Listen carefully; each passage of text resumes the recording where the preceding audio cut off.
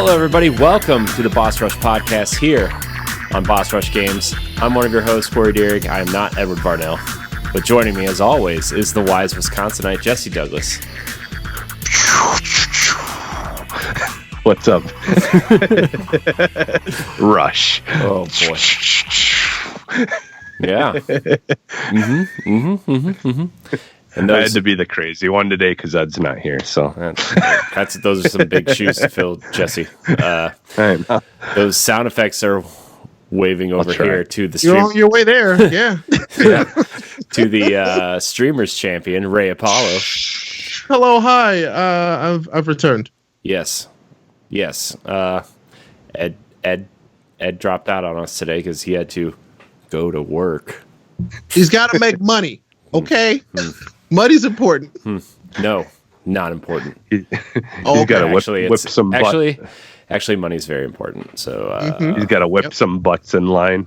That's right. Yeah. He's got to go sass some people to do their job. It's true. I feel like I haven't seen anybody in like a while. I haven't seen Ray in a month and a half almost. It's been a bit. You hit the holiday season, and got to go do stuff. Yeah, that's fair. It's been a couple weeks since we recorded this show anyway, because of the holiday, and hope everybody had a good Thanksgiving and a good Thursday if you're not American. So, how's everyone doing? Everybody doing good? Everybody doing doing the things? Doing fairly well. That's right. I feel good. I feel very good. Good. Mm-hmm. Good. Still stuffed from Thanksgiving. Yeah, I kind of. I am not. I am hungry. Yeah, I'm actually kind of hungry too, to be 100% honest with you. Probably should have ate something before the show started, but that's all right. Anyways, guys, I'm going to throw some curveballs at you. We're going to start the show with a couple questions. How do you feel about them? Nice. Them apples. I'm fine with that. Right. Good job. Apples are good. All right. We have a couple listener questions we're going to start the show with, and then we're going to also end with some listener questions. But these ones, I feel like, are relevant to kind of what we've been doing or trying to do the last couple months with this show and streaming and everything. So our first question comes from Xavier Combs. He says, "Hello, Boss Rushers. I found you guys through the Nintendo Power Block podcast and instantly downloaded the last few episodes." Wow. And now I missed just enough, apparently. Instantly deleted those episodes. He says, "I am enjoying the chemistry and I'm really looking forward to your future stuff. My question is about streaming, since I found out most of you stream. I want to stream, but I don't know where to begin or what to stream. It seems if you stream something like Fortnite or Apex, you get lost, but if you stream anything else, no one cares. What is your advice for an aspiring streamer? Also, Ray, I found you on Twitch. Don't eat that." Don't tell me what to do. You're not my dad. Anyway. Well, Ray, you're the biggest streamer here. So physically, yes, I'm much larger than all of you. That might not be true. I'm bigger than you. It's okay. Accept it. He's 10 feet tall, and I'm only 6 and a few quarters feet tall. That's fine. Streaming is something that, like, nobody, like, they're not saying it yet, but you know how everybody has a podcast. Everybody's going to have a stream soon. Mm-hmm. That's the way it's going to be. Mm-hmm. And if it's something that you're just going to have to want to do, at this point, you're really not going to get it.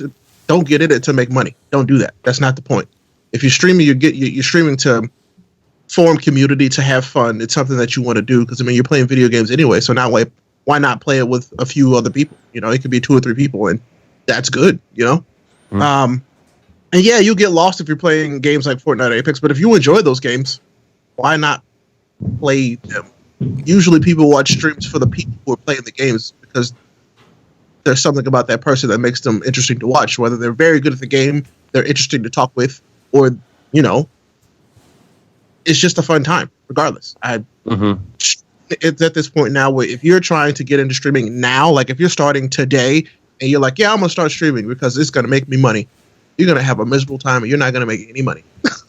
It's just not, Because like you already said, it's oversaturated to a point where if you weren't doing it or you're not doing it the best, don't do it for the money. Just don't. Like, honestly, just start streaming to have fun, to make some new friends, to hang out with your friends that you can't see all the time. It's been a really cool to hang out with some of my friends that I can't see all the time because they can see me and talk with them and chat, and it's awesome. You know, find a different way to make streaming fun for you. Don't make it something. Don't try and be a ninja because only ninja will ever be ninja. Right, Kat? I agree. Yeah, like honestly, like me, I think it was kind of the same for Ed too. But as far as me, like starting streaming, like I honestly only did it in the beginning whenever I would play something, just to since I don't have a computer that can capture and stuff, I just did it to record. So I could have a recording of what I'm doing to, you know, if I want to use it for stuff, or like we had, you know, stuff for the show where I would you know, play a game and talk about it. And then, you know, I could record that, you know, by streaming. And then there you go. I've got a file. I could send it to Corey, and then he could just, you know, throw our logos on it and stuff. And, you know, and so like, I just started doing it for like things like that. And I think if you do something like that, where you just make it, you know, a fun project that you're doing, and, you know, especially if you have a computer where you can edit stuff, and then you can, you know, share that and throw that stuff up, that's going to get people, you know, if they like it, like what you're doing, and they think it's interesting, then, you know, then you're going to get people. I mean, that's kind of, you know, like what you've been doing, Ray. You throw a lot of like clips of things up and stuff, and you know, and you put that out there, and then that's going to attract people to your channel if they like your personality and stuff. So it's basically, you got to just be you and play the things that you want to play, that you enjoy playing, because ultimately your character and everything about you is going to come off, you know, much better and much easily through your videos and through your streams if you're doing stuff that you want to do, and not just playing stuff for the sake of thinking that, oh, well, this is a popular game, you know, like, because a lot of times, yeah, you may get a person or two that will come and watch you, but they usually just leave right away, you know, if they're not into it, or, you know, or whatever. But yeah, it's definitely, just for me, like, I don't do it a lot, but for, you know, and I don't really get people watching me either, but I'm also playing at weird times of the day that I feel like it's sometimes a little bit harder, because I feel like most of the people who are on at that time are usually playing themselves. So yeah, but you just gotta just be you and just play the things that you want to play, and if people like it, you know, like one of the things that I got a follower on Twitch for was, I went and I played Battlefront the Battlefield Hardline. I played Battlefield Hardline. And so this guy came on and he's like, holy crap. He's like, no one plays this game anymore. I love this game. And so then he just followed me, and he, like, whenever I would play it, he usually would come on and watch me and stuff. And so, like, there, you know, there's definitely games like that you probably enjoy that people just don't play anymore and stream anymore, that you can probably try and see if you get interest that way. And if they're playing something that, you know, not everybody's playing, people sometimes would just want to watch their favorite video game. So yeah. And you know, I kind of started streaming just because it was like to be honest, it was an easier alternative than throwing stuff up on YouTube and getting it flagged, or, you know, you put all that time into like editing stuff and whatever, and it might just get flagged by YouTube for some stupid reason, and it's just like, I kind of want to just hang out with people who want to, you know, hang out and watch the game that I'm playing, or, you know, hang out with my friends, like you know, Ray and Jesse said, it's just kind of like an easier way to meet new people, hang out with friends, and play fun games. Like you don't have to stream Fortnite and Apex to gain an audience either. Like Jesse said, Battlefield Hardline's when you were playing it was like 3 or 4 years old at that point, probably.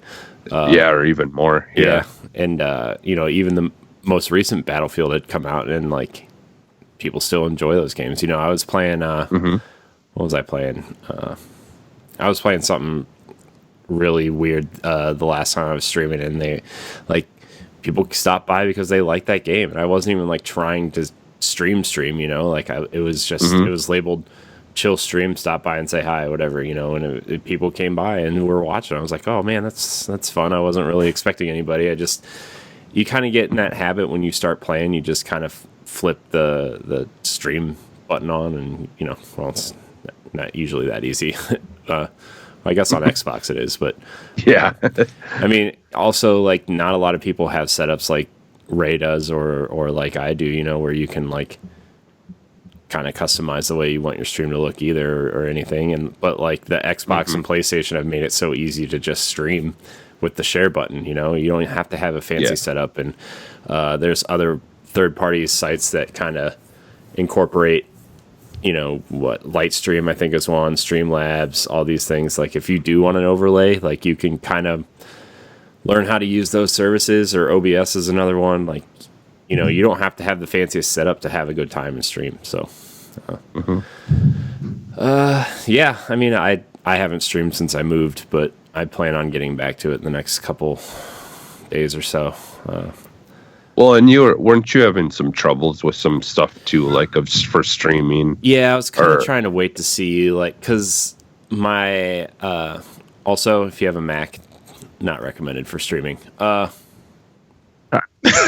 Yeah, so OBS does not work 100% through Mac OS Catalina, which is the newest one. So I would recommend not doing that. So I've been looking into like alternative ways to stream until I can figure this out. But don't use Mac, but just like Ray said, stream to have fun. Because if you're going to go into it thinking you're going to make $1 million after 2 weeks, you're going to fail. You're going to fall hard. And yeah, it's and if you want to get to like affiliate or something, it's a marathon, not a race. You build a as a race now, because they're like, oh yeah, I can get affiliate and people start giving me money. I mean, yeah, you could look at it that way. Like at that point, it's like literally, I don't know. I feel like that's kind of more power to you if that's the way you see it. But you're not going to go very far with that attitude. Yeah, you're really not. Mm-hmm. Yeah. One of those things where this is an opportunity where I will say the bar for entry is fairly low. It is like it's low to get in and start streaming as an affiliate, but to maintain that is a whole different game, and that's where the fun. Most people don't realize. Yeah. Making money on Twitch is not an easy thing. So yeah. So I mean, and people I think see that too. If you're going into stream to try to make money, I think people see through that too. They will come at you and be like, hey, do something. But yeah, that's our take on streaming. I'm going to get to this next question here so we can actually start the show here. Hendrix Pasternak writes in, he says, hey there, crew.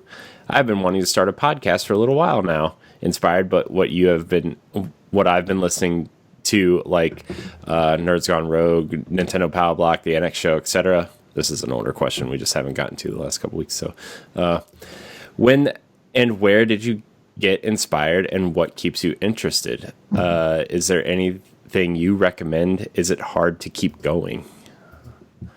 Well, I mean, there's a bunch of people that kind of started podcasting about 6 or 7 years ago, I would say, from people that like I was in Facebook groups in, or, I know a big factor for a lot of people, at least around then, was when that group left IGN to form Kind of Funny was a big inspiration to a lot of people. And I was, before that happened, I was already like had my own like blog and just was writing, and I was like, I kind of want a podcast, but I don't know where to start, or I don't have any friends to do it with, so I don't know. I'm just going to start writing and join Facebook groups and see what people are doing and everything, and that's kind of how I was kind of inspired through other people. I know there's a podcast that used to be around called Life of Gaming.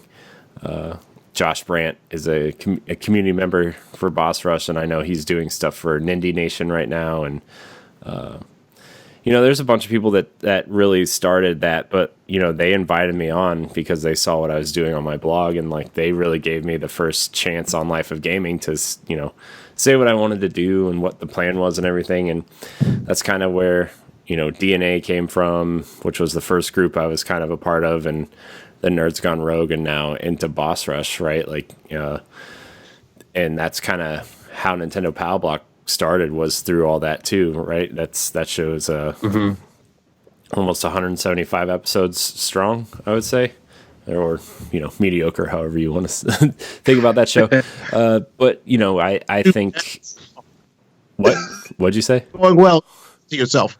Strong, and it's great. Yes. Our last couple episodes, though, of that show, I've personally, not trying to like toot my own horn here, but I think the last 2 episodes have been some of the strongest episodes we've ever done. So, woo woo. Sorry, train sounds. Can't be real loud. My kid's napping. But the thing is like, I met Ray through podcasting. Jesse was a fan of it before he became part of this, right? Like it was it was a really just a strong community of what I think some people branded the podcast scene as like indie podcasts. I forget who labeled that, but someone that we podcasted with for a long time came up with that term, and I've kept in touch with a lot of people. Secret Friends Unite, Todd and Charlie. I've kept in touch with Mark, who does the co-op mode with Todd, who used to do Warp Whistle. I've kept in touch with them. Antonio Guillen, Sean Capri, like all these people, you keep in touch with just to, keep in touch with, and you listen to their content, and it's great content, and that's kind of what's kept me going. There's been a couple hurdles, I would say, the last, about a couple months ago, like that, that could have taken anybody down. But, it's you keep going because your friends are inspiring, and the people you have in your community are inspiring. And, I told Ray when we asked him to come be a part of this, I told him, like, his streaming and stuff was pretty inspiring, too. And you find a lot of people that do these things and are inspiring. And obviously Ed and Jesse have been awesome partners for a couple years. And now Ray, like, your friends inspire you too. So, what inspires you, I guess I would say, and start with that. And if you want to do a couple test runs, like, you're not going to get it the first episode. Your first episode's always going to suck. I'm just going to throw that out there. Not going to lie. Your first 2 or 3 episodes might suck until you get in a rhythm and figure out what your show is going to be and how you guys play off of each other. If you want to have somebody to play off of, someone a long time ago said, start with aiming at like a half hour, 45-minute show for your first episode, and then see how you want to build it from there. It can literally be 20 minutes of you talking about one thing that you like. Yeah. And then, I feel like we live in this space with this vacuum of the internet where you can see everything and everything is seen, and all you see is the best stuff. There's a lot of stuff out there that's not very good, but it is still not bad, Mm-hmm. Yeah. Compare yourself to that stuff that's overly produced, that has thousands of dollars poured into equipment. You can't compete with that, but you have to know that and go. I always just create, make something. Mm-hmm. It's not as good as the stuff that IGN or GameSpot throws up. It's just they have thousands of dollars and people who've been doing this for years. under their belt. Just create something. Everybody started somewhere. You also have to start, but I know it can be intimidating because you see all of this stuff that is incredibly well produced, and it's like, oh, I can never compete with that. Well, not right now, but you could be at that level one day. You just have to start. Yeah. I mean, if you go back and look at the old stuff we were doing on DNA and the early like Pow Block and Nerds Gone Rogue stuff, if you go back and look at that early stuff, it was literally, some of it was just like a recorded Google Hangouts with a slapped on crappy Photoshop logo on there. And then, I became obsessed with like iterating on logos and backgrounds and whatever. And then, the stuff I was doing with DNA, it was 4 of us in a physical room. So like I became obsessed with like making sure cameras were set up correctly and stuff. You don't have to do all that, but if you start somewhere, like just start somewhere. And then if you find places where you can improve, you go there and improve that. And you just keep iterating until you come up with something that you like, How many Nintendo Power Block logos have we gone through? Like how many your first idea either. Yeah. Your first idea, you'll have better ideas, and that's okay. Yeah. Yeah. And keep going. Yeah. I think the first logo for the DNA stuff that I created was like, it was literally a white background with black letters just to put something up there so people could read it, right? Like that was literally the first thing until we came up with the DNA strand circle logo that my friend Cameron helped me come up with, and we went from there. But yeah, man, just start creating, and the creative process is full of iterations. It's never complete. It's just just start. Once you get started, not everything has to be perfect right when you start, which is a mistake that I made quite a few times doing this stuff, right? Like just start and then iterate as you go. And once you build a community and a fan base, like they understand and they will chime in. Sometimes it's good, sometimes it's bad, but like, just once you have that community built and, you iterate on stuff and just be yourself also. Like that's another thing. Don't try to be like, the next, I don't know. Don't try to be the next Easy Allies or Greg Miller or whatever, these people out there, like just be yourself, because people are drawn to fantastic personalities, like. You let those people give you energy, but yeah, you don't try and be them because you're not them. Yeah. You can be inspired by them without having to be them. Right. And I think that is a big thing also. Also like, you don't need the best microphones or the best equipment. My first 3 podcasts I recorded were recorded through a $10, I think PS2 karaoke microphone, USB microphone that I plugged into the MacBook I had at the time, and I edited it through GarageBand, right? Like, over time you could want to upgrade. We're not saying don't go buy stuff. Yeah. It's okay to start with a $20 microphone. Yeah. When you want to improve your quality because inevitably better equipment gives you a better sound, do that. But take your time. Don't rush and do that. Don't rush out and buy the most expensive stuff that's available right at the gate. Don't do that. There's no point doing that. Yeah. You won't see a return, if ever, for a very long time. Yeah. Like my microphone that I've been using for 2 years was I think it was like $90 at Best Buy. It's a Yeti Blue Icicle microphone, so I like it. It's like $30 or $60, I think. Yeah. So yeah. Not that exact same model, but still. Yeah. I like this one because it's taller and I can kind of wiggle down and get up close and personal with you if you want. I'm just kidding. That's gonna get somebody in trouble. Mike was $130. But I run an XLR setup, but I have this setup is complicated because of what I do on a daily basis. Yeah. That's what you can get in there. Mike, I've seen mics that are $2,000 and it's stupid. Mm-hmm. I will never a microphone. Yeah. Ever. No. No, thanks. Yeah. So that's I guess the last question though, is it hard to keep going? Yeah. It's different. Some days are harder than other days. Yeah. But yeah, if you enjoy it, do it because you enjoy it.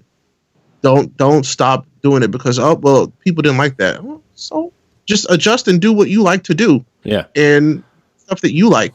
And hopefully you have some stuff that you'll enjoy to look back on later on.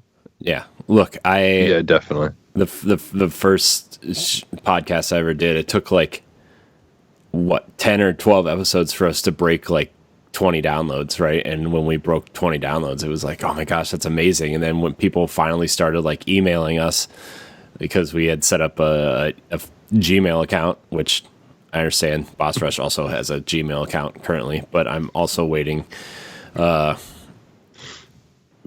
get it doesn't matter. When people started emailing us questions, it got really exciting. And as shows progress, like we get quite a few emails now, and it's still like exciting, but also like don't get discouraged if nobody's listening at first, right? Because it's not going to happen. You're not going to have 10,000 downloads your first month, right? Like that's just not how it works, right? I think we've built a strong community because of we just keep going. We keep going, and like Ray said, it is hard to go. It's some days harder to go some days than others, but it's your friends and the people you do the show with. If they're as passionate as you are about it, like it's easier to go about it, and it's easier to show up when you are not feeling like it. The last couple weeks, like I was working a lot. I was wrapping up the other shows that I used to do, and like it was hard, but you guys, inspired is the wrong word, but kept me coming back because you guys are just as passionate about this stuff as I am, and it's and it's a distraction. It's a distraction. It's just nice, like that's the thing is like really you just if you surround yourself with some fun, friends and people like you said that are interested in the same thing as you, then for the most part it's usually never the show that's hard to keep doing.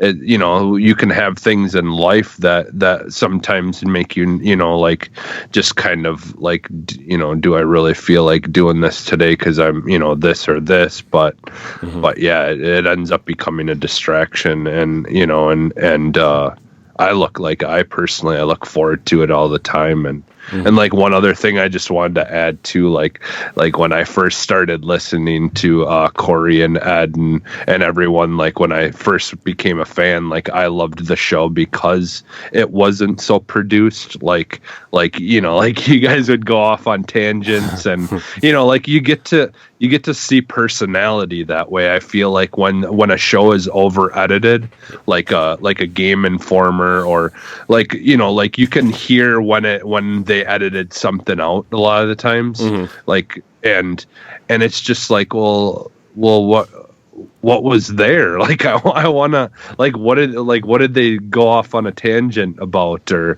like what did the like what kind of part of their personality was coming out there that they just got rid of?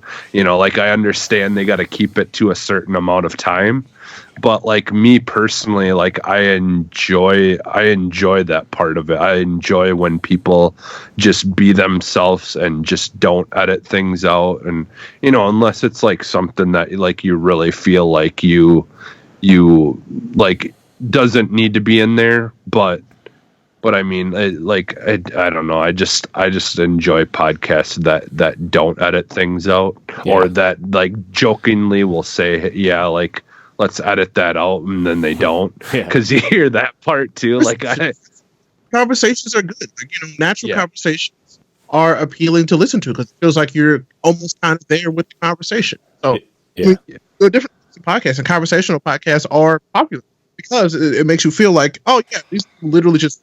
And I feel like I could be sitting there with them talking and having the same conversation, Yeah. So, and it's, it's something that Ed and I talked about for Pow Block a couple weeks ago, where like I kind of want it to feel more conversational instead of feeling like a checklist show, because I did feel like it was getting there a little bit, and there because you see what the people who you inspire you are doing. And it's like, they do it that way and it works for them. But you know what I'm saying? Yeah. Plus, like, you know, you can only listen to the same show so many times, you know. I mean, yeah, you can plug different people in there, but at the end of the day, like, you know, how many shows, like, you take, no offense to IGN shows, because I like most of their shows, right? But, like, they all feel similar, you know, because they're like, okay, here's the news, here's what, you know, sometimes they talk about, like, oh, this big game that's coming up, and you know, then you get to the news, and then you get to, like, you know, there's a very formulaic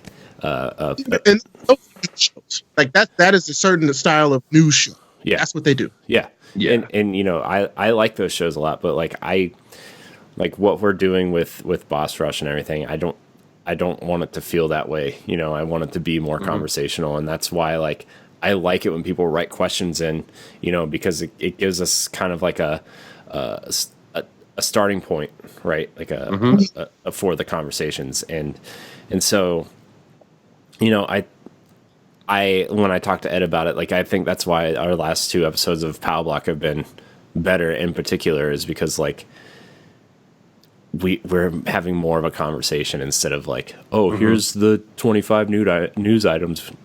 Yeah, no. Nude items. Whoa. Spicy. I like this. Oh boy, that's edit that out. Boss Rush Games After Dark. No. It is like 1 PM.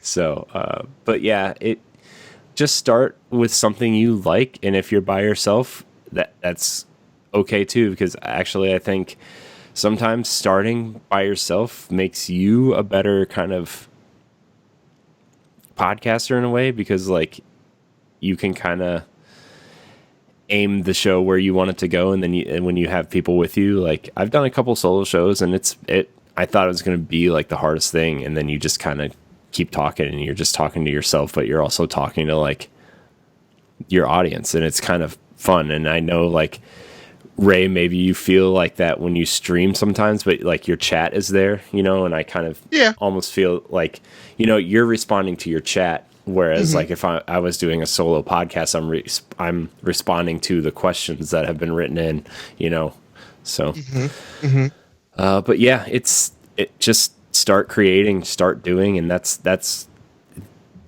probably the simplest, easiest way to convey it. And it's a simple thing, but hard to act on. Yeah. You know? Yeah. And I mean, I'll tell people now, maybe you don't even have to start doing a podcast per se. Record something on your phone. Yeah. Put something on your phone. Yeah. And just go from there. Well, I think actually, like, because what I, you know, like, one of the reasons I kind of started streaming was like to like improve on, like, not relying on, like, what Ed or Corey's saying to, you know, like, to come up with things to talk about. And like I was just, like, streaming and trying to do those those shows where I would play a game that I want to play and then talk about it, or you know, like, you can do stuff like that. Even it just makes it really easy if you're having a hard time, like, coming up with like a certain topic, just like play a game that you really love, that's like one of your favorite, and then just rant and talk about like why you love it, and like what you love about it, and like those are good ways to kind of just practice on getting like to your area that you want to be at when you're talking about things, and you know, and I think like you know, doing the whole podcast, like, by yourself stuff, you know, Ed does that with his optional opinion, and I think, like, what that does is that, like, if you're definitely the one who's wanting to start a podcast, like, that would be a really good way for you to find your host role, you know, and figure out how you want to do things that way, because, like, all you've got is to rely on yourself, you know. So like, I think that would, you know, like, definitely make for a good way to figure out how to host a show, because then once someone comes on it, when you've been doing it by yourself, once someone comes on it, then it's like probably like going to be super easy because it's like you have someone else to bounce ideas off of, and it just, you know, like at that point then, you know, like you're kind of set once you figure yourself out. Yeah. Then it's easy to talk to other people about things that you love. So yeah. And also, like, you know, Hendrix, you've been listening to us for a while, right? Like I know your name from the other shows we've been doing, right? Like he's written in before. If you want to like test the way you want to podcast, hit us up. You can come guest on our show and just, you know, throw ideas back and forth with us, right? Like I know that you've been listening to us for a while, and if that's something you're interested in, just email it or tweet at me or DM me or whatever. Just, you know, that's how I started. Yeah. That's literally how Jesse started. So,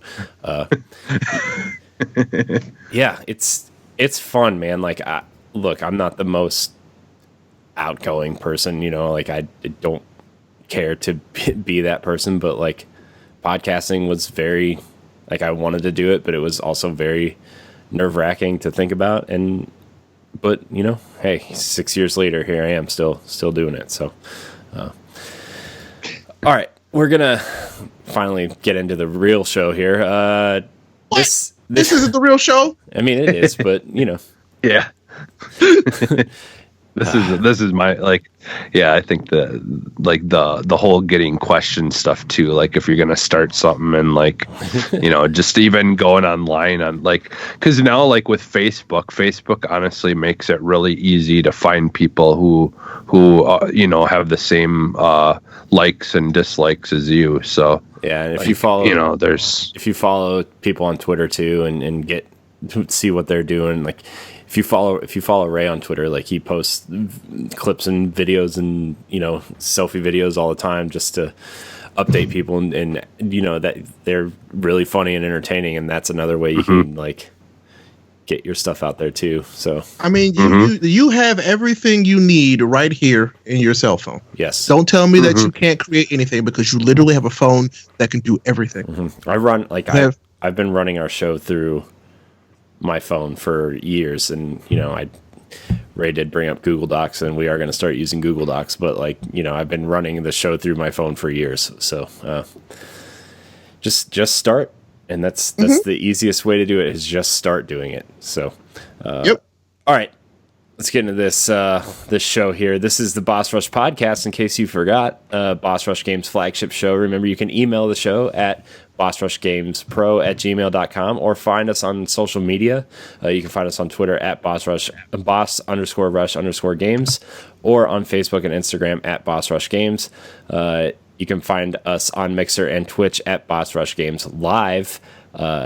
We are going to start doing live shows again in about 2 weeks. So you can follow us on both of those platforms there. Also, you can check out all of our content on bossrushgames.com. You can also follow Ray at Ray Apollo on Twitch and on Twitter for his personal streams and Twitter and all that fun stuff. Let's see here. Games, we play them, right?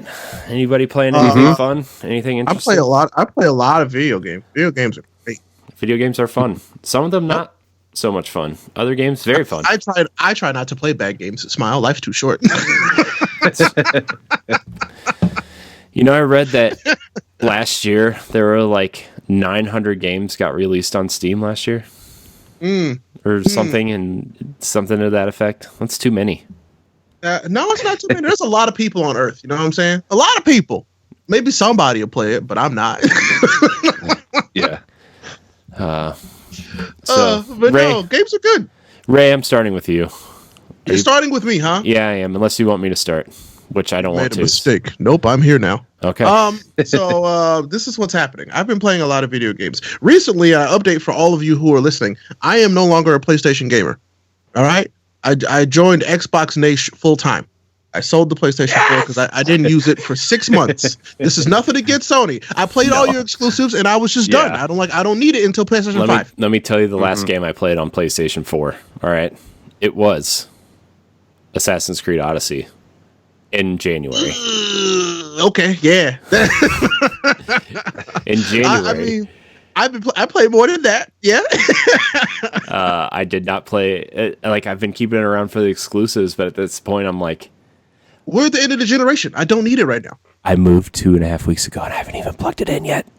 See? So what I mean, so I sold it while the value was still pretty decent. And I was like, I bought a Switch Lite. Yeah.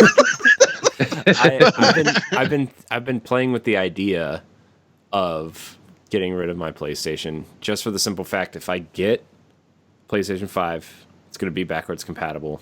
Exactly. Most likely. With everything. I mean, and I'm like, and that's what I assume. And so I'm like, I'm just going to buy a PlayStation 5. I know I'm going to buy one. Yeah.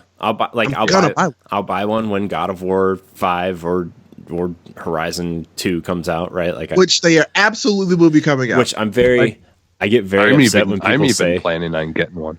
I get very upset when people say God of War 2 because God of War 20. I mean, I get it, but like God of War 2020, God of War 2020, whatever. It's God of War 2 because this is the new God of War. It's God of War 5. They're not going to call it God of War 5. That'd be awesome if they did.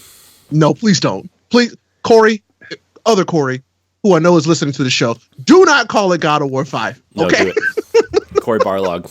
Friend of the show, Corey Barlog. It's going to be like Hitman, the new Hitman, where it's Hitman 1 and 2. Right? But those are good, though. So, like, it works. Yeah. Man. But anyway, the games that I've actually been playing, Pokemon Shield. I'm 31 hours into Pokemon Shield. I only have 4 badges. Yes. I love that game. It's probably my second favorite Pokemon game ever, right after Pokemon Crystal. I love this game. It's so good. It's just a lot of fun. I remember all the. Ask for it for Christmas. Yes. Okay. Yes. Yeah. I think that you will enjoy this game. It is a fun game to have, and inevitably, when the little one starts wanting to play Pokemon, if you want to like, hey, let's actually play Pokemon, this one. It's easy enough to pick up. She did pick up my Switch the other day and played some Mario Odyssey and some Yoshi's Crafted World. It was dude. So, okay, not to like brag about my kid or anything. Brag about the kid, why not? But she was playing my Switch, right? And she didn't really understand what she was doing at first, but like there was something in her head that clicked. Like I put on I put on Mario Odyssey and like she kept touching the screen because she sees us touch our phones all the time and nothing was happening. And then she was like touching all the buttons and like it would bring up photo mode or whatever. But then she like hit the stick and started like, doing one of these things on it. By the way, this is great for an audio show. Yes, but she like started rubbing frantically. Yeah, she started rubbing the stick with her hand and she noticed that like Mario was moving. And like you could tell she knew that like the stick did something, but she wasn't quite sure. Like, but you could see it click in her head. Like she's moving the stick. The wheels are turning. Yeah. And like she would just like rock it back and forth and he would like run back and forth and and then she started like just doing this on the face buttons, but like when she did it, Mario would jump. So she sounds like you need a Switch Lite. she kept doing it and I'm like, oh man, this is making me very excited right now. And so I put on Yoshi's Crafted World just because it seemed like it would be a little bit easier to comprehend. Not that like a 16-month-old should be comprehending video games, but she like was moving the stick back and forth and Yoshi was running back and forth and I put it on mellow mode but like she didn't like there like in the very first level there's a shy guy that's like walking and you're supposed to jump over him or whatever and she didn't know like to jump so she just kept running into him and I kind of felt bad but like I feel no she doesn't know but no I kind of just like felt bad because like she was like running Yoshi back and forth and she was really enjoying that but then there was an obstacle in her way and she was getting frustrated. Think about that though. She was really enjoying it. That's just like the first step. She'll learn. No, I know. She'll get it. I know she'll learn, but it was just like really fun to watch her like explore games for real for the first time. And man, that was a good moment. I was a proud dad. Oh, that's adorable. Yeah, also don't tell my wife. I mean, She'll find out eventually. No, I know. I posted it on Instagram. They always do. When my wife starts following me on Instagram, she'll find out. Oh no! I'm just kidding. I'm just kidding. She follows me, everybody. She loves me, I think. Oh no! Anyways, continue, Ray. What are the? So no, yeah, Pokemon Shield has been awesome. It's been literally, I'm telling you, one of my favorite Pokemon experiences in a very long time.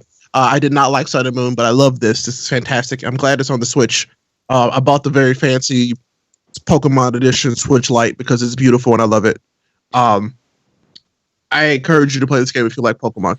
All of the freaking complaints, yes, some of them are valid, some of them are stupid, but give it a shot regardless. It is a good Pokemon game. It's a great entry in the series. Also, probably I think isn't it like the best-selling Switch game so far? Yeah, yeah. It's the fastest selling Pokemon game and Switch's best-selling game ever. So there you go. I can also confirm that this is great. Stamp of approval. It's great. I've also been playing Halo. I went back to Halo Reach for the. I can't say go back because I never played Halo Reach. Fun fact. So I'm playing it for the very first time, and I like it. Halo Reach is the only Halo game I've never finished, but when it came out, it was a very. There is some things going on in life that needed to be taken care of first. So. Yeah, I was in college and I wasn't playing video games really then. I didn't start playing video games until after Reach came out. But it was. I'm really happy to be playing it now. I also, because I'm playing Master Chief Collection because it's on Game Pass. Hello, hi, and I'm playing ODST again.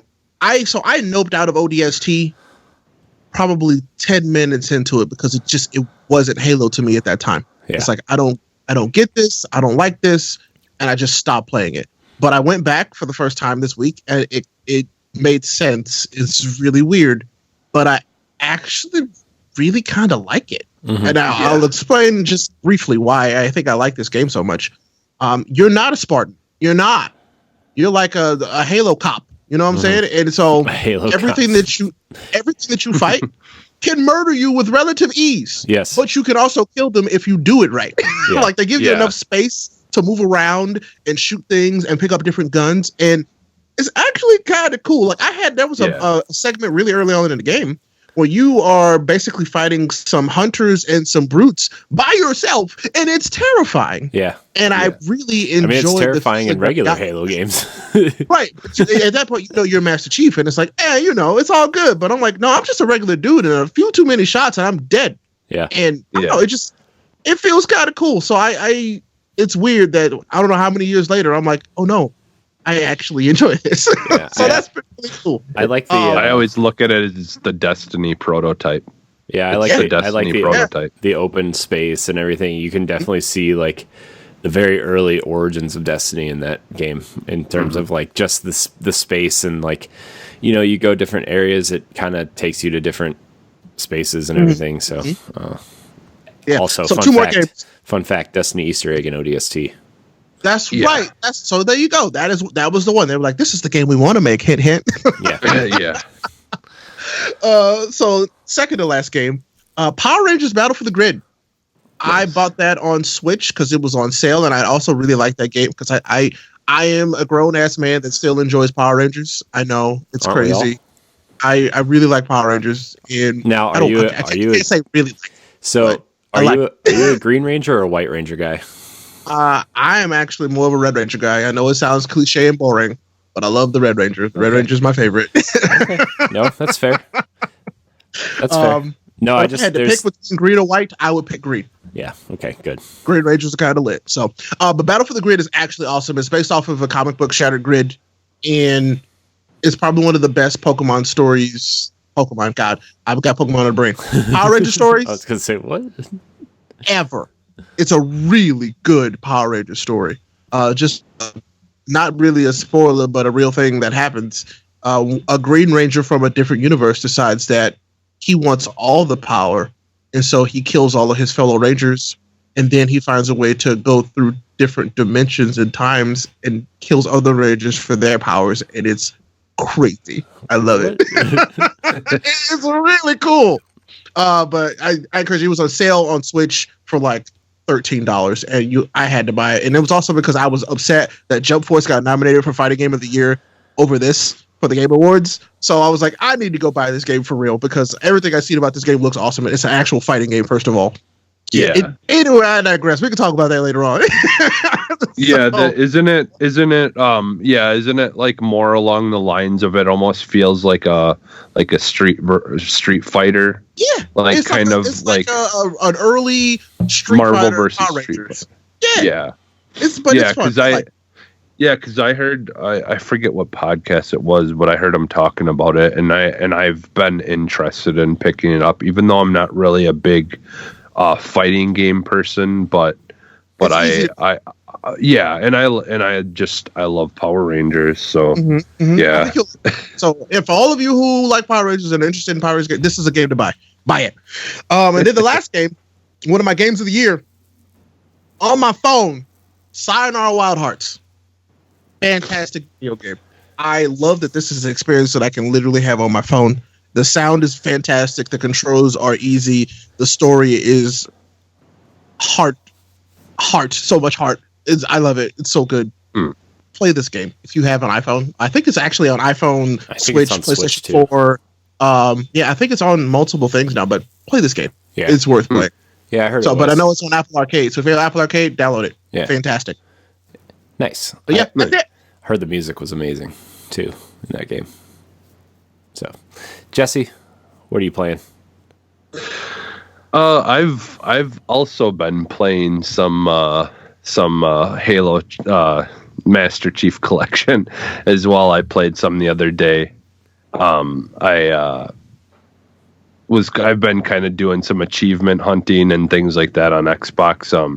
Just because with the whole point system that they have, where you can trade points in for real money and stuff like that, it's just, it's makes it worth your time to actually, do all the little things for Game Pass and all that stuff now. Yeah. Just because you can basically get money for playing games, with the way they have that set up. I did it. I did that like a couple months ago, and I had enough to get like a $15 Xbox gift card. And I'm gonna start doing this. Y'all keep talking. Jesse keeps talking about this. He's like, I do this all the time, and I'm like, I just need to start doing this. Yeah. Well, and the thing is whenever you buy a game digitally through your Xbox, you get a whole crap load of points that you can turn into gift cards. Yeah. For Xbox. So like every single time you buy something on your Xbox, anytime you play something, you get achievements, if you look at all that stuff, like you can just like do that stuff and keep up on and watch things and look and see what kind of things they have. They have it right on the app for your phone, the Game Pass app. If you go in there. Xbox apps are awesome. Yeah. So there's like a million different things you can do to get points, and sometimes you can get a lot. Like a lot of the times they'll have a thing where if you buy a certain game that they're promoting, you'll get 2,000 or 3,000 points. Which is that's like $3. That's enough. Yeah. Yeah, or more. It might. Yeah, you might be able to get, and so you'll get like thousands of points.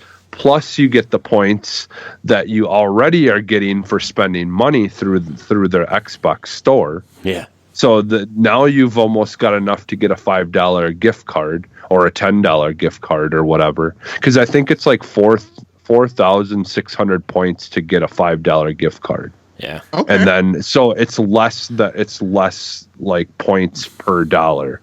So I think it's like it's like the old Microsoft points system where it's like 80 points is $1 or something. Yeah, something like that. It's 800 now, I think. But 800, yeah.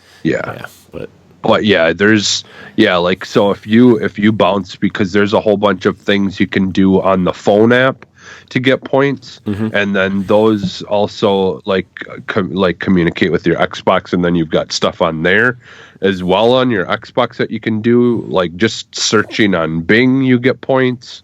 There's like so many ways to get points, and I wish they there can was start points for recording podcasts on Skype. Yeah. I'm doing my Skype through the Xbox. You make that joke, but going into the next gen, that might be something they incentivize people to create content on their devices and their platform. That might happen. That's just a theory. An Xbox podcast app, podcasting app. Yeah, that would be cool. Like that would be the thing. Like moving forward with having a much more powerful system, and we can do what we're doing now. Like I said, I'm recording on through my Xbox, doing the show.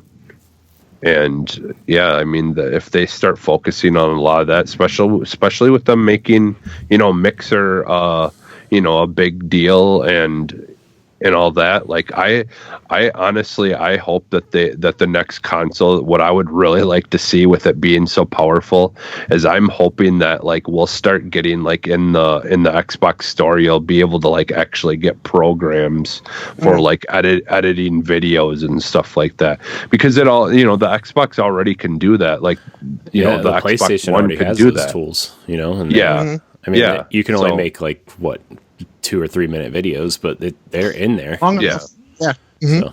Well, with Xbox, you can make a decent size. You can edit like when I'm like when you're recording certain things. Yeah, you can like kind of throw stuff together and make like long videos. But like I think if they focus more on that kind of stuff, like actually having more programs for the console that let people do the stuff that they want to do, I think like that would be a pretty big deal, So But, I almost forgot what we were talking about. But we were talking about video games. Yeah. Well, we talk about those on this show. I forgot where I left off, but so I played. I played Master Chief Collection, and I played some. Let's see. I've been trying to finish Control. Like I'm really enjoying the game. That's funny because it's coming to Game Pass. I have like 2 so weeks. many. Is it? Yeah. Is it? Yeah, it really is. I already got it. Hey man, I gave Remedy $50. Why not? Yeah, that's the thing is, they totally deserve it. I keep on coming back to it, but I've there's just kind of been a couple of things that I'm trying to play at the end of the year here, but I am really enjoying that game.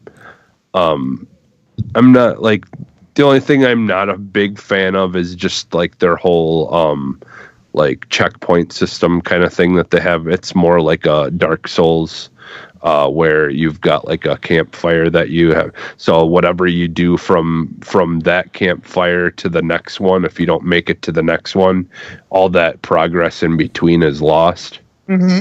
So, I don't like that part of it. I kind of wish it was a little bit more like a linear experience where there's checkpoints as you're going through. Or at least better than how it is, but otherwise the game's amazing and just like unique.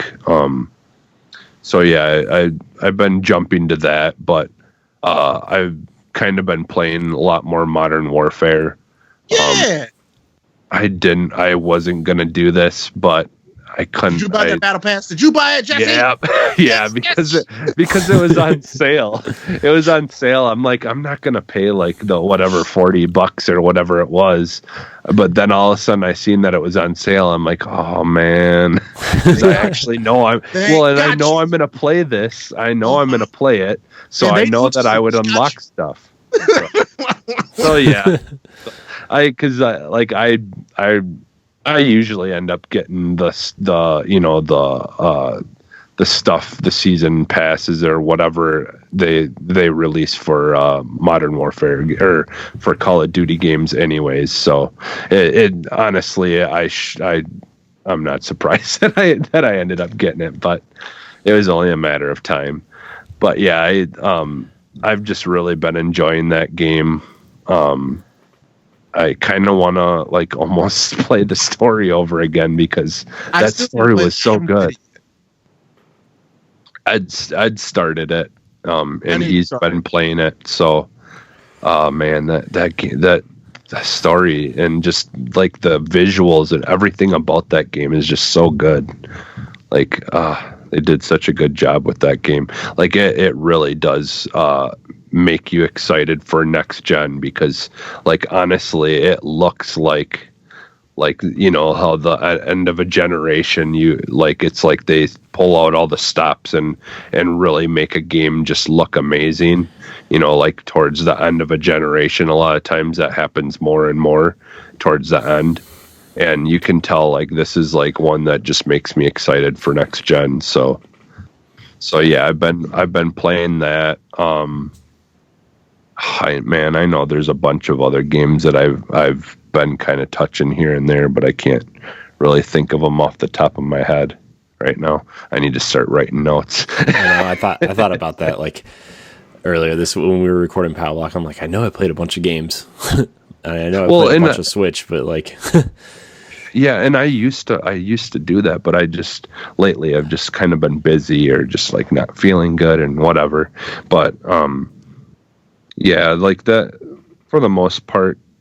Oh, I know one that I played. So like I've been wanting to get Far Cry Primal like since it basically came out, and I just for whatever reason I've just put it off, and then we had that big sale for the Black Friday sale or whatever, and it was only I think like I don't know $9 or I don't know, it was something, it was pretty cheap. Yeah. So I ended up picking that up and I played that, and I'm enjoying that so far. Nice. It's just a completely different like experience as far as you know, the Far Cry games go. Just being, you know, during the time of like the cavemen era type thing is, and you know, more of like a, you know, being in a tribal type thing is just a cool experience. Did you find the car in the bottom of the lake? No, because apparently I guess I'm pretty early in. I guess they used the same map as Far Cry 4, but they just gave it a different coat of paint or whatever. I'll say that New Dawn was probably one of my favorite games. Yeah, it's a fun game. Like it's legitimately fun. I just meant like because like the big joke was like in Primal they used the same map as 4, and like and like they did the same thing. Yeah, they did the exact same thing. They like cleared it out so it looked like, you know, the wilderness or whatever for like cave people, but they didn't take the geometry of the car out of the bottom of the lake, so there's actually a car in the bottom of the lake. That's awesome. So yeah, I'll have to look for that. Yeah. I'll have to look for that and try to figure that out once I get to that point. But yeah, it's fun. Like it's just weird, like throwing spears and stuff instead of having guns and all that. It's just a cool, different, you know, unique change up of that type of game, and I'm enjoying it a lot. And that's kind of what's always, you know, interested me in that, is just like having that completely different way of playing in that type of open world game, you know, like it's just it was doing something different, and it was worth checking it out. So nice. So yeah, that's mostly what I've been playing. So nice. Well, I've only really been playing a couple games a lot. So I played a couple things on Switch. I did play a little bit of Luigi's Mansion 3. I want to like this game, but I don't know if I do. Like I don't. I think it's incredibly charming, and I think it's one of the prettiest Switch games. I love the emotion that all the characters give, and I love just the Nintendo touch of detail and everything, but the controls suck, dude. It feels like it wants to be like old Resident Evil mixed with a twin stick shooter, and neither one works very well at all. So I'm gonna say something, and it's not gonna be something that people like. I feel, and it's not that I don't like this game or in Luigi's. I love them both. They're both Nintendo. They have Nintendo love that I give them. But Mario Odyssey and Luigi's Mansion are like in the same category for me. Where like I love the idea of them. They're really cool. They're gorgeous. But they're not something that's like a must play for me right now. It's like I have them and I'm gonna play them eventually. But it's like I don't have to rush through and I don't have to rush through and play those games and to get everything. It's like it's a Nintendo game. And I'm going to like this is like Nintendo stuff. Like Mario and Luigi. Yeah, these are the Nintendo guys. And I'm like, okay, yeah, those are fun. But these aren't games that I'm like after to play right now. So I feel you on that. Yeah. I feel you. Like I really like in 2001 when the GameCube came out and launched with Luigi's Mansion. I loved Luigi's Mansion, right? Because it was cool and different, and yeah, it was great. Yeah, and I remember when I got my GameCube, I got Luigi's Mansion and Tony Hawk 3, and those were my first two GameCube games. And I played through Luigi's Mansion and I loved it. And I played a little bit of the one on 3DS, but I don't like. This is weird because I love my Switch, but like I don't really care for handheld games. The 3DS was uncomfortable. Yes. First of all. So Yeah. yes. Yeah. So I'm like, all right, cool. A new console, Luigi's Mansion. I'm excited. I can't wait to play it. I pop it in, and like I start moving around the levels, and like before you even get like the vacuum cleaner or anything, like you have a flashlight, and I start pointing the flashlight. I'm like, oh no. Like that was my first reaction, and that should not be my first reaction to a game I'm looking forward to. And I start walking around this room. Quick question about Luigi's Mansion, just not to get us off track. How would you feel if Luigi's Mansion was a first-person Mario game? Would be better? Yes. Yeah, I do. 1,000%. Like, wouldn't that be cool if it was a first-person game? Yeah, or even like it would be like the Resident Evil shoulder. 7 version of Mario. Yeah. I don't know. That's Luigi's just a really random thought I just had, but I think I would like that game more if it was first person. Or even like a third person over the shoulder, kind of like Resident Evil 4 was, right? Like I would almost prefer that, but like my first to turn Luigi, you have to aim and stuff. You literally have to use the shoulder buttons. And I'm like, oh my gosh, this is so old feeling. Like it feels like an old game, and I don't like it. Did you try the alternative not controls? Not yet. Because I heard that those are better. Yeah, I've heard it's better in most ways, but then like you can't really aim. You have to use the gyroscope to aim. Like you have to. Yeah. And I'm like, and I did try that, and I didn't like it a whole lot. Yeah. Okay. So I'm with you on that, Corey. Yeah. So like, I got used to using the gyro. I actually used it a lot for aiming in Zelda, like Breath of the Wild. I would use it for aiming a lot when you're shooting the bow and arrow. Yeah. So I think that I works might better in that from that perspective, because it's that's a bow. Yeah, it's like a third person perspective, right? It's not like a zoomed out walking through a room thing. I think it works great in Splatoon and Doom and stuff too. Like when you're like using the gyroscope to aim, like I think it works really well in those games. But this game, it's like, well, maybe so are you playing it with the Joy-Con or the Pro Controller? I've played it both ways. I haven't tried it with the Pro Controller. It's still as bad with the Pro Controller? It's the same layout. So I kind of put it down because I'm like, I want to finish Star Wars before I finish anything else. So like I've also been on Switch. I've been playing Box Boy and Box Girl. Oh, an amazing game. I love those games so much. Like if you have $15 to spare, it is one of the best puzzle games. Just it's so fun and simple and clean, and it's just such a fun game, made by the creators of Kirby, HAL Labs. So you should just check it out. It's fun. I'm not going to spend too much time. You basically just use squares to build bridges to get across gaps, and the less squares you use, the higher your score is. And there's little crowns that you collect throughout each level. It's really fun. But the game I've been sinking a lot of time into is Star Wars Jedi Fallen Order. One of the best games we've gotten this year. Straight up. I am really surprised at how much I like this game. Like I mean, I knew I was going to go in and like enjoy it because oh man, cool, new Star Wars game finally. But I love the characters. I know some people have a problem with the captain of the ship. What's his name? Breeze. But like, I think he's funny. I like him. He's a Star Wars character. Yeah. He's a Star Wars character. I like him. I like him, and I like Cal, and I like BD1. He's the best sidekick ever. I'm sorry, BD1's the best droid. Yeah, I don't care. BD1 is the best droid. yeah, Yeah, he's the practical. He's the most useful. Yeah. Exactly. yeah. So I've been playing a lot of that. I love customizing the lightsabers. I love every time I get a new poncho color, I change it. Like I just, and depending on what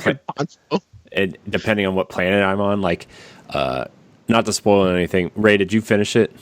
Yes, I'm done with the game. Okay, I just finished the second outing on Kashyyyk, and I'm on Dathomir. That's where I'm at. How much longer do you think I have in the game? I would say maybe an hour, maybe 2 hours. Oh, really? I'm that close to the end? Like, so how far are you into that? Because Dathomir actually takes a lot longer than you think. Well, the second time. I went to Dathomir right after the first place you go to, just because like they're like you can go here. Here's your objective, but you can also go to Dathomir, and like not to spoil anything, but I already knew the secret on Dathomir before I went I went there to get that secret before I moved on. So like I already unlocked all the level that I could My question for you is, on Dathomir the second time, have you gotten to what you thought was your first objective? Let's see. I got to where like, oh man, I don't know how to say it without spoiling anything. So did you go? So okay. So this is a cryptic question. When you got to Dathomir the second time, did you get to the point where you had to leave Dathomir again? No. Okay. I'm still in the middle of that. I fell down in this hole and I went through this maze and I killed some undead people, and then I kind of progressed through there, and then I had to stop playing because my wife got. I think you're about maybe hour. So I would say, actually, I'm going to say an hour. I'm like, you're 2 to 3 hours. So like close to the end. A good healthy game session tonight. Yes. I should be able to finish the game. You could finish the game tonight. Okay. Nice. Because like I was like, man, I feel like I've been playing. It also depends on what difficulty you're playing on. I'm playing on whatever the normal difficulty is. Because I played on Jedi Master, the one right above Grandmaster, whatever. My God, the game is a lot harder than I expected it to be. So you're playing on the right difficulty. You should be able. If you really tried to finish that game tonight, you can finish it tonight. Yeah. So I think I'm going to try to do that. So nice. I'm really liking it. I like the story. There's a couple things in the game where I'm like, here's the thing. Should I go back and like, is there a part in the game where it's like, once you pass this part, you can't go back anywhere else? Like at the end of the game. Okay. So I can like it will literally you will get prompted for that. So don't worry, it'll tell you. Okay. Yeah, that's what I was wondering. So because like I know there's like other colored lightsabers and stuff like. The game. This game, you're already loving this game. This game goes from really good to great real fast. Yeah. At least to me. Yeah. God, it gets you're really close. You're really close to the part like my favorite part of the game. Keep playing. Okay. Because like I wanted to go back to the other planets that I didn't like really do a lot of searching around. Keep going forward. Just keep going. Okay. But then I'm like, I do want to play. Always go back to those places, but keep going.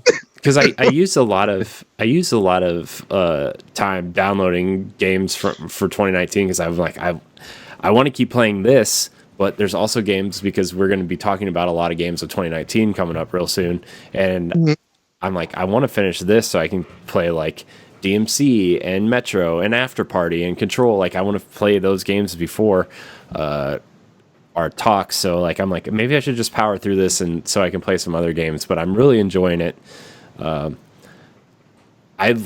kind of liked figuring out the combat loop because I know a lot of people are going to go in and just think it's going to be a button masher and you just kind of like hack. It's not. It's more. I compared it to like what I played of Bloodborne, but a lot of people are saying it's more Sekiro than Bloodborne. Yeah, when I first started playing, I was like, oh yeah, this seems a lot like Dark Souls Bloodborne. But then as I kept playing, I was like, no, this is definitely Sekiro. Yeah. It's carry-based combat than anything. Yeah, so once I like figured that out, it got a lot better for me because like I was playing it like I was playing like a Dark Souls game where I was waiting for them to attack and then I would go in and hit them a couple times and playing very defensively. But the game actually rewards you for being aggressive after the parry, which is way better. So it's, dude, it's just fun to play. Yeah, yeah, like it's. Is it the prettiest game you've seen? No. Is it the does it run the best? No. No. But it's a great game. I put it on performance mode on Xbox. I'm like, if I took it off performance mode, I wonder how much better it looks. I'm like, oh, it looks better, but it also runs at like 18 frames a second, and I'm like, it's something else. Yeah. So like, if there were some parts of it where I was like, come on, and I was like, whatever, I'm just enjoying a Star Wars game because the game is still fun to play. Yeah. Mm-hmm. But the I did do a pretty cool boss fight on Kashyyyk last night, and it was super fun. Like the last one, yeah, it's the best fight in the game. Is it to me? Yeah, to me. Yeah, like every other fight is really cool, but to me, that's the most well done fight in the game. You can tell that they put the most time into that one, I think. Yeah, it was super fun. I like some of the cameos that you see throughout the story. It's really fun learning about like another part of the Star Wars universe. Like it kind of it almost has like a Mass Effect Prothean vibe to it. A little bit. Yeah. So that's kind of the story of the game. Like, not to like spoil a lot, but you're kind of researching this ancient civilization of Force users before the Jedi. Like, it's really interesting and fascinating, and like where it leads you is just super cool. And apparently also some of the ads on YouTube are spoiling some things. Yes. So thank you for bringing that up. Do not watch ads for this game. There are some unskippable ads. Like, just turn it off. Like, it literally spoils one of the biggest surprises in the entire game. Do not watch trailers for this game. Haven't been spoiled yet, so that's another I don't know reason why they decided to do this. Because they pulled a Disney, and they were like showing. Remember, when they were showing one of the biggest scenes from Infinity War, or Endgame, like where it was like one of the biggest scenes from the movie that was like one of the coolest parts. They were showing that in the trailer. I'm like, don't do that. Yeah, but they definitely show one of the biggest surprises in the game.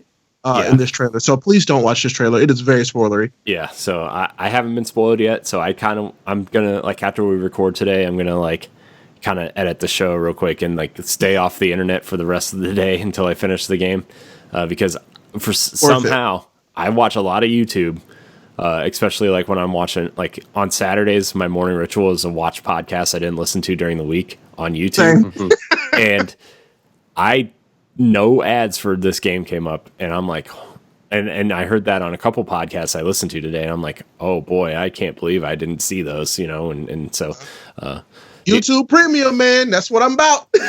So but I love Jedi Fallen Order. I think it might be like, this is going to be a weird comparison, but it feels a lot like what I played of Darksiders 3.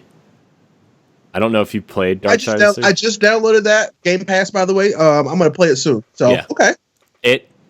It reminds me of what I played of Darksiders 3. Like, these big kind of open spaces where you go through, and like there's little secret areas, and there's only a couple enemies in an area at a time, but you got to be real methodical of how you approach it. Like, that's what it felt like to me, a more polished, like cleaner Darksiders 3. So also, Ray, if you're going to play Darksiders 3, I would switch it to classic combat mode, because there's some like dodging issues with the base combat mode.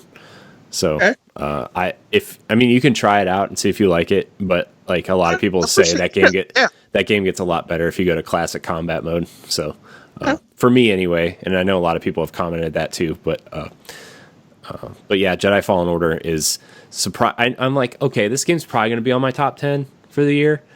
I did not expect it to be in the top 2 or 3 games. We all know where this game came from, so everybody was weary about it, and I completely understand why people were weary about it. And I'm really glad that it completely surprised all of us. Honestly, like, but it was also Respawn though. Yeah, so like I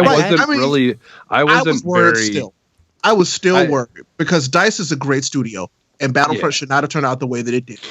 But it did. So I was a little apprehensive because of Star Wars and track record with EA. So. Yeah. And the thing is like, I actually had higher hopes for this game than I think a lot of people did when it was announced, because like Stig was the combat director on God of War 3 and Ascension, and I like Ascension, and I love Ascension.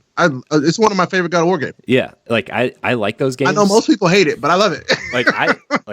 I love classic God of War. I know somehow history has kind of turned its back on classic God of War somehow. I don't know why, but yeah, it's a great series. But like, and just feeling that combat, and like to hear that he kind of came up with like the combat for the new God of War before he left for Respawn, like throwing the axe, and like I'm like, okay, if it has a little bit of a feel of classic God of War mixed with the new God of War, mixed with like, you know, the stuff that Respawn is kind of known for, I'm like, I'm kind of excited for this, and we got this, and I'm like really pleasantly surprised with it.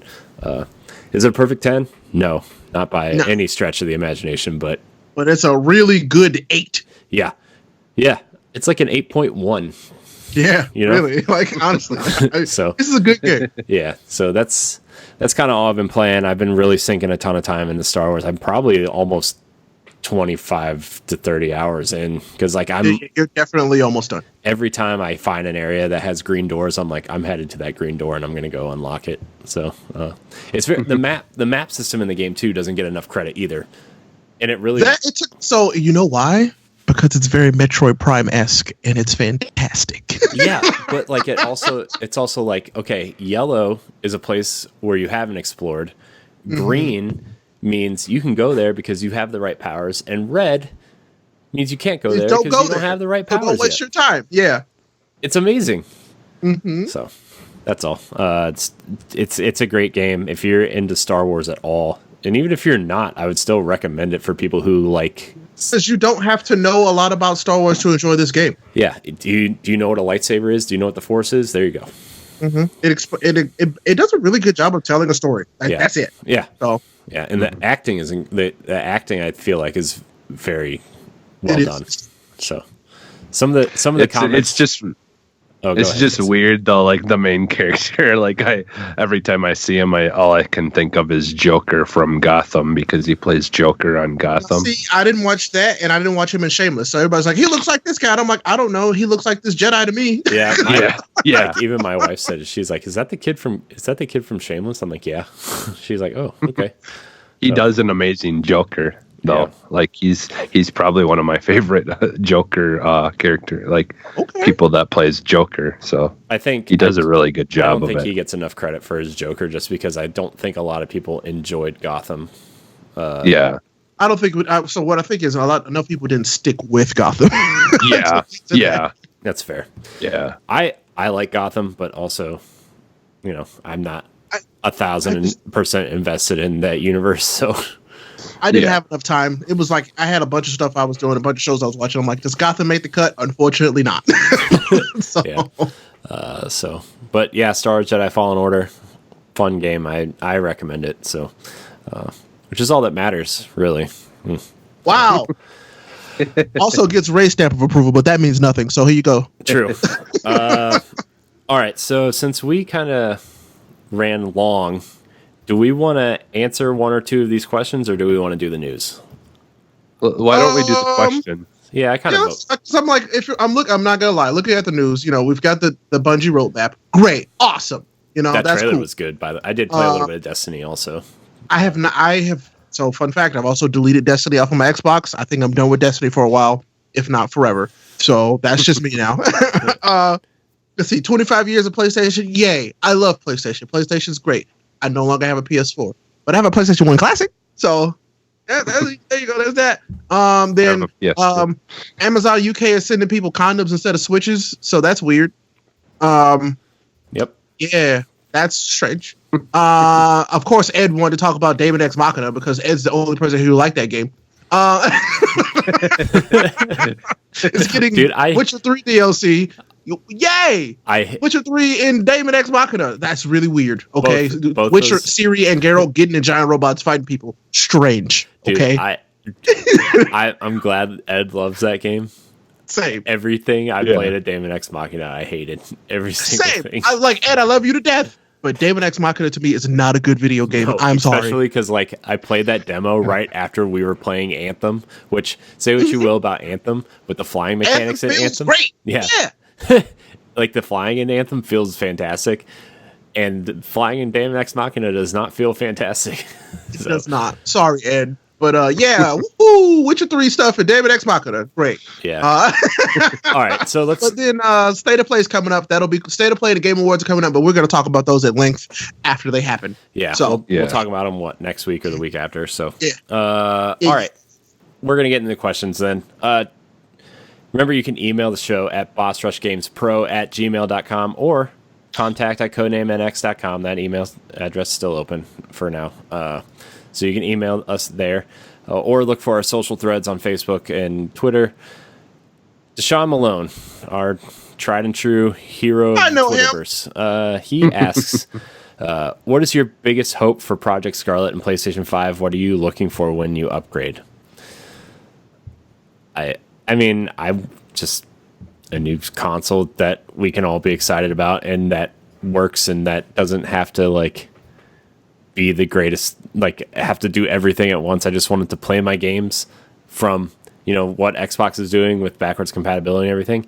If I can play my old games and play new games seamlessly and it works and they look pretty on a TV that I want to purchase, then, that's what I want. I honestly like PlayStation 5, it's going to come down to whenever God of War or Horizon come out for me, because those are really the only two exclusives I'm interested in anymore.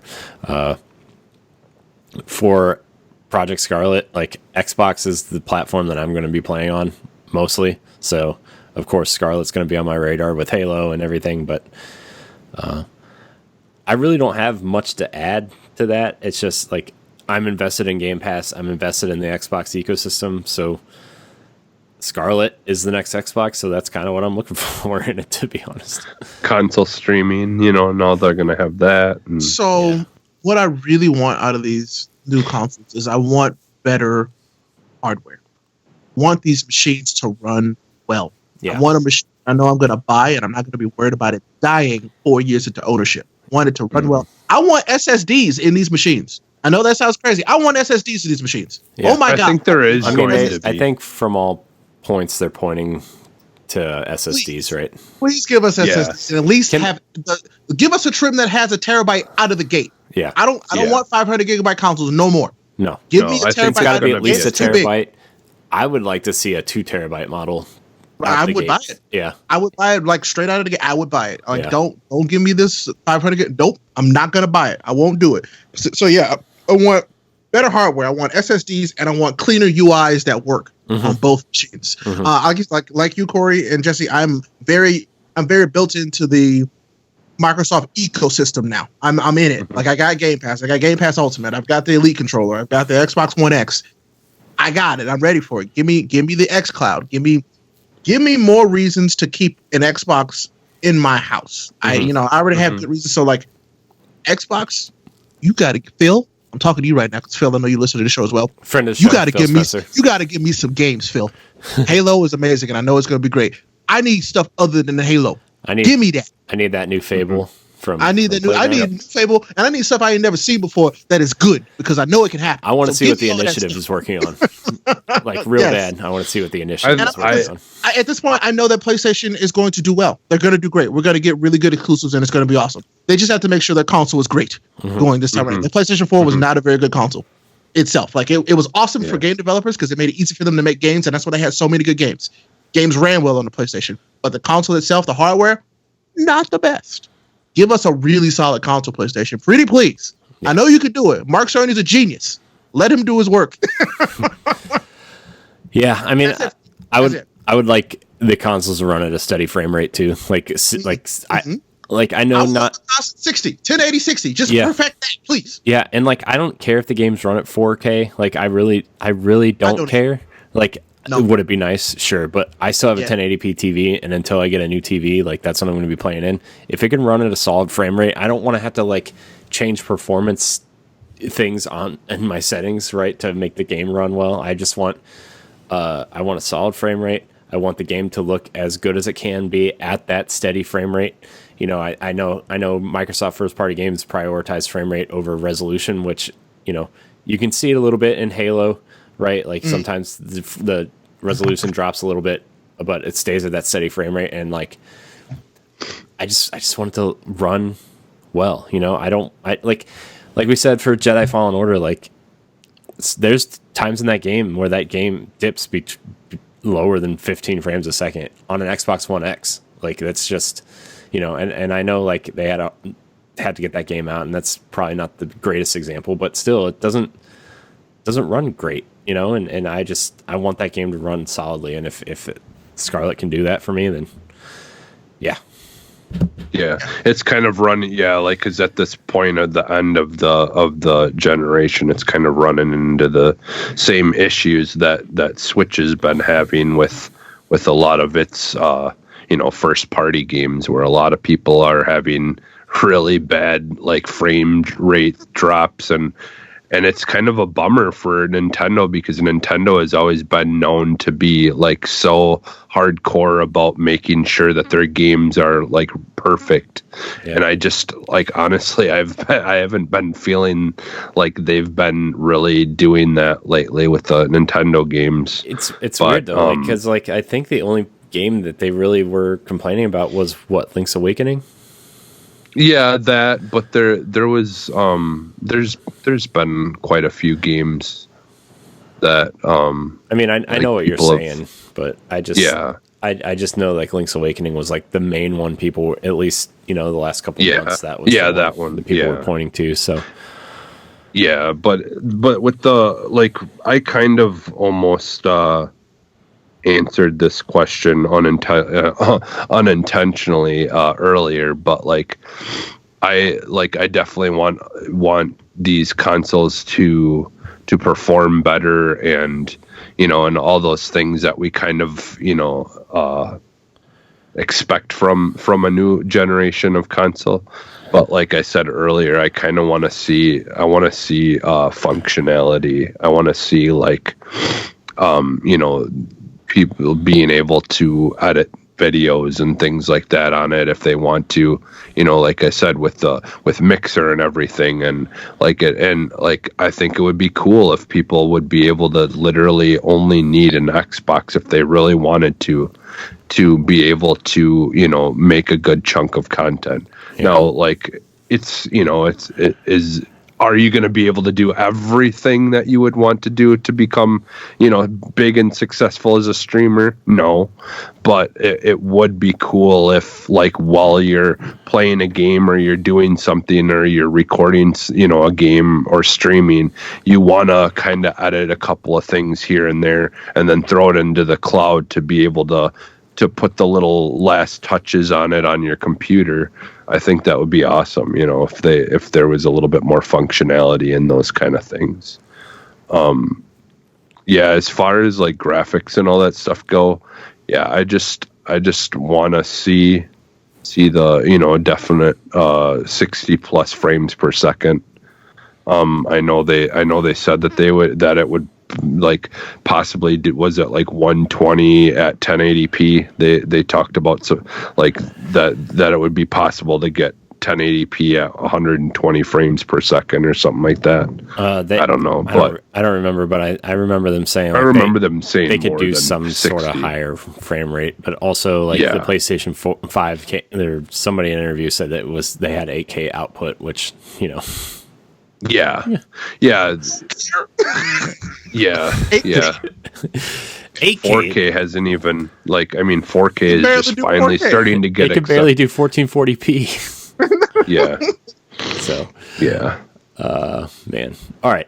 We're gonna and well, one last thing actually, and as far as the PS5 goes, like the main thing is I just really, really, really hope that they do backwards compatibility like right and like do it well, because that ultimately is going to be the deciding point for me personally, whether I get one sooner or later.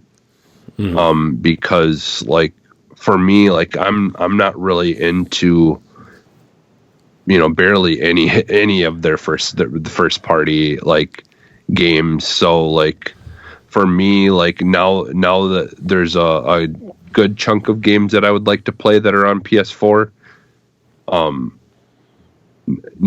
That's why I want to get one. Is I ultimately want to get one to play some of those games that I didn't play on PS4. Games to play, yeah. Because like for me, like really, Until Dawn is like really like the only franchise of theirs that I like absolutely am in love with. But there are some games that I do want to try, that have come out over the years. But so for me, the PS5 won't have any worth unless I can play those games that I've wanted or that I have played, but I don't own. So I'm really just hoping that they do it right, and like Microsoft, they put the work in, because it wasn't easy for Microsoft to do that. They put so much love and work into trying to get those games backwards compatible, and in a lot of times up-resing their properties and things like that. So I just hope they do it right, and I do think it will pay off if they do it right. That people will, they will get that love and respect that Microsoft has got for doing all that stuff, and listening to people. So yeah, that's what I hope for them. So nice. We're going to move on to the next question from Kayla Warmer. I'm going to say Warmer. If I pronounce that wrong, you can correct me. I do not care. Hello, everyone. A very important question for you. What game has your favorite character customizer? Well, I'm going to go ahead and say it. I think Mass Effect Andromeda has a great character character creator and customizer. Also, Destiny 2, best character creator ever. Just kidding. That character. That's a good joke. I know. I thought of it all on my own. Dude, Destiny's for me, it's awful. always been the wrestling games. It's always been the WWE games, just because they've just got so much stuff that you can just make people, you can literally make anyone into a wrestler with that game, because it's so in depth. Well, since I'm gonna claim the title of Resident Weeb. Sorry, Jesse. I'm gonna say that it is Sword Art Online Fatal Bullet. I love the customizer in that game. Oh my god, there's so many crazy things in that video game that make characters look wild and very anime. So also, shout out to Monster Hunter World, has a very awesome character creator. Yep, that's also a good one. Yep, I can make my anime buff guy with his pigtails. I always go pompadour eye patch, because I'm the best. Nice. All right, our last question of the day comes from Greg Osterman III. He says, "Hello, Boss Rush bosses." I like that name. Let's keep out. All right, I like it too. Loving the new name and the new look. Fantastic. You guys are awesome. Thanks. I feel awesome. You are awesome too. Thank you. Yes. Yeah. I have a question for you, and I think it's a good one. What dev would you like to see tackle your favorite franchise? What would the game be like, and what would you like to see happen in the game? Cheers from Snowy Boston. It's a great question. I've been thinking about it since I read it today. I mean, I know probably across multiple shows and years, I've probably answered this question a couple times, but I really want a Ninja Turtles game, but like like the way they did Arkham, the Arkham series, like a not like a darker Ninja Turtles game, but just more of like a Ninja Turtles, but Arkham sounds great. Yeah, that's what I want. Like I want it kind of have that vibe of the very first Turtles movie, kind of like darker and have elements of comedy, because that's what Ninja Turtles is ultimately in some parts, but also there's like a lot of like darkness and sadness in the comics. If you read the Turtles comics, like there's a lot of like very weird things, and like I want to see what they would do with like, okay, do we have an open world New York? Do we have a Metroid like sewer system that you can go through? Like, do you have a way to scale buildings, or do you come out at night? Do you like have like a GTA style star system where like if you come out during the day, people recognize you, and like the more people will get scared of you, like more enemies will come attack you, or authorities or whatever. Like, how's that dynamic shift between Turtle versus like law enforcement versus like the Foot Clan and Shredder, and like, do you open up a portal to Dimension X and fight Krang and like the pizza aliens or whatever? Like, there's so many different things you could do with Turtles. And what really reinforced this thought of a Arkham style Turtles game was when NetherRealm put them in Injustice 2, and just how clean they looked in an Unreal engine. Amazing. Like, they just looked really good, and like that's really the only reason why I kind of got the gold version of that game, was because like the Turtles, like that Turtles trailer was awesome, and the way you could kind of customize your Turtles in that game is kind of like how I could see you customizing the look of them in that game, where, okay, I found some shin guards or knee pads that make your like you could have like this wide range of customizable features, to make your Turtles feel unique and have them get stat buffs or, stealth elements and stuff. So, I mean, that's kind of what I would like to see, is like a really cool, darker Turtles game. What if From Software did I don't need that. I don't need that. I mean, I guess like a combat system like that could be cool, but like, that's what I mean. I don't want it to be hard. I would just want it to be like, like they wouldn't necessarily have to do it like that, but like, I don't know. Ray likes that idea. No, you gave me a better idea than the one that I had. So, and there's a reason for that, because I've kind of got them in my mind right now too, with what I'm thinking. Some of the stuff I'm thinking. The only thing I haven't really like thought of is like how, like, would it be like a GTA style system where like you could switch between Turtles on the fly, or like could you play as other characters? Like, would there be like a Mary Jane style April section where like you go through and try to infiltrate as like a reporter, not that bad.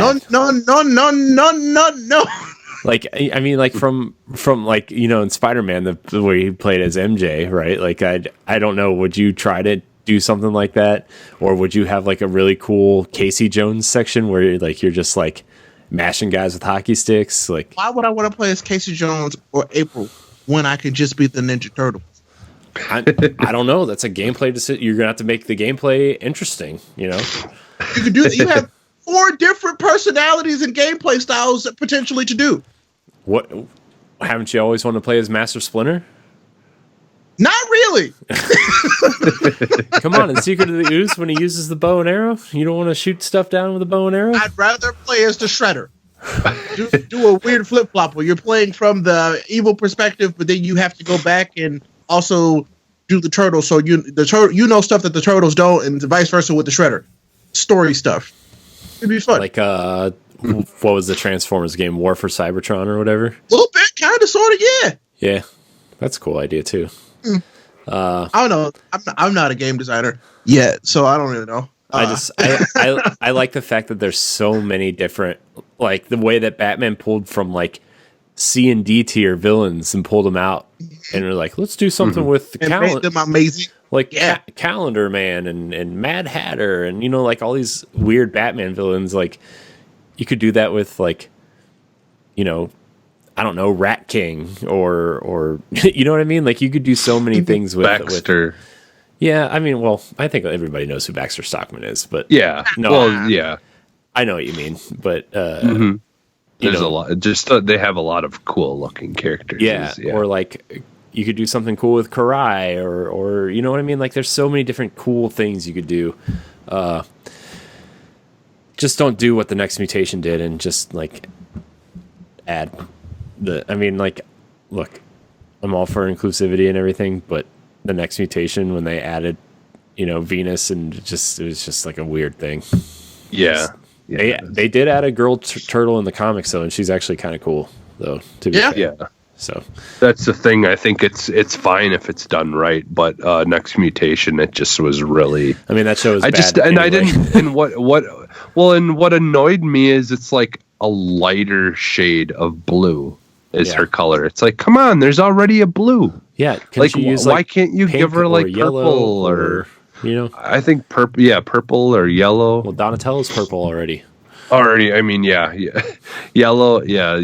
Or, you know, like, the color everybody thinks of when they, like, not to sound like sexist or anything, but pink, you know, especially in the 90s or 2000s. When gender reveal parties. Hey. Yeah, I know. I just feel like somebody's going to come at me if I don't say that. So, but anyways. I mean, I think that here it's implied. So, yeah. Hey. Yeah. So, Jesse, what's yours? Okay, so I've been kind of juggling this all like in my mind, and I actually have I'm not gonna spend a lot of time on it, but I have like a 3 swap where like 3 different developers all swap and do like take, you know, like each take each other's thing. So I would like to see Resident Evil do redo a Dead Space in the new RE engine. I would absolutely play the Dead Space game. Absolutely. Yeah. Yes. I would play a new Dead Space game in general, even though I don't do scary games. Because it was that good. Same. And then I know this would be different for them, but I would like to see From Software do a Bizarro Resident Evil game. And then I would like to see the people who created Dead Space do like their version of like Bloodborne or like a Dark Souls type kind of game. Like, now 2 of those would be kind of out of their element. Yeah. Honestly. But like it just like, because I would like to see From Software do something outside of like just you know, more melee, you know, base kind of thing. Like do something a little bit different than, like, not that I don't, you know, I love Sekiro and stuff, but like I just would like to see them try something a little bit like different, but yeah, well, I've got something different for you. Go ahead. Yeah. Okay. Oh, is that it? Yeah, that's pretty much it. You know, like I just ultimately, what I'm saying is I want Dead Space back. There are one of my lots of people who would echo that same thing with you. Yeah. Lots of people. So I will go with my first one first that I thought up. Is I want Monolith Soft to do Golden Sun. I want them to take the Golden Sun property and make us a new game in the style of Xenoblade Chronicles 2. Please, yes, that would be fantastic. I would 100% agree with you. Give me turn-based combat instead, and that game is perfect. Like, give me the world and exploration of Golden Sun, but give me turn-based combat, and that game is I think that could be a fantastic game. You can have that one for free, Nintendo, as long as you send me a copy. It's fine. Please make that game. And then the second weird kind of wacky one, and it's the last one I got. Jesse got me thinking when he said From Software. And I was like, what if we gave From Software the Power Rangers license? Yeah. And they made a Power Rangers game. that could be potentially insane. That'd be pretty cool. Yeah. I mean, they're all martial artists. Like the fighting styles are really like unique and cool. And I feel like they could do something pretty badass with transformations and out of transformation type stuff. It could be pretty cool, I think. Especially if they did like a storyline off Earth and they could just design their own weird where's Rita from? Like you go to her planet and like design like this weird, crazy Dark Souls or Bloodborne type world there, and like or Lord Zed or whatever. Like there's so many. Like it's the same as they've like already explored some really weird, creepy planets like this in the actual like series. That's what I'm saying. It's like also they have such a wide range of characters to pull from, just like Ninja Turtles, like villains and stuff. Or like many. Yeah. No, I think that could, From Software Power Rangers game could be actually kind of lit. Plus, From Software, you could make like an Armored Core style like segment with the swords. I'm so glad you picked up on that, because that's like the second half of it. Like they would do the actual like Megazord battles. Yeah, it would be insane. Yeah, I know. It would be so good. Yeah, that would be sweet. This is why I like when Jesse said that. That's why my eyes kind of glazed over when you were talking, because I was like, it could be incredible. Yeah, that would be awesome. Oh man, that would be awesome as hell. I feel like my Turtles idea now just is kind of like a mediocre idea now compared to the Power Rangers one, because now I want is a Power Rangers game with Armored Core and sword fights. I would love a Ninja Turtles Batman game, like straight up. Like, please. There's so much I would love. Especially if we could steal pizzas. That'd be amazing. Yeah. Oh man, pizza. Dude, no. Yes! Wow. I love it. Man, I just hope there's no Death Stranding style delivery systems in Ninja Turtles where you have to deliver pizza. Now I want that. Thanks for saying that. Where you have to put on like Donatello puts on like a trench coat and a hat and like the glasses from like the cartoons, or like it has like the nose and the mustache and stuff, and you deliver. Yeah, right, that's the scene. Oh god, that'd be good. Okay, I changed my mind. I want that now. Buy this pizzas, please. Oh man. All right. Well, that's gonna wrap up our questions and our show, I think. So I want to thank everybody so much for listening. Remember, you can catch the Boss Rush podcast every Tuesday. We're going to start releasing on Tuesdays. You can find it every Tuesday at 7 a.m. on your podcast service of choice, including Apple Podcasts, Spotify, YouTube, and iHeartRadio, and all the other ones that you prefer. You can also check out all of our content on bossrushgames.com and email the show at bossrushgamespro@gmail.com. Follow us on Twitter at boss_rush_games, and on Facebook and Instagram at bossrushgames. Ray, where can we find you? You can find me everywhere on the internet as Ray Apollo, RayApollO, no space. It is Game of the Year season, so I'm doing a lot of content with Game of the Year stuff and my favorite tech of the year, and I'll be discussing that both on Twitch and YouTube. So the live stuff for Twitch and my recorded and extended thoughts on YouTube. So look forward to that. Also Ray Apollo on YouTube. So that's it. That's all I got. Not a chicken. I've been enjoying your unboxing episodes. Oh, good. I'm glad you like those. They're fun to do. I actually have another one that's coming up soon. So yeah, nice. Jesse, I watched your Switch Lite one and a couple of your Lite one and stuff like that. So, Jesse, where can we find you? You can find me almost everywhere as Phantom NXS. You can follow me at CoreyNHG713 on Twitter and CoreyNHG on Instagram, Mixer, and Twitch. If you want to follow me there, I haven't been streaming since, but I'm going to start again. You can soon. Yeah, I've got it set up. I just got to unplug my Xbox from the living room and bring it in here. To be 100% honest, it's literally all I have to do.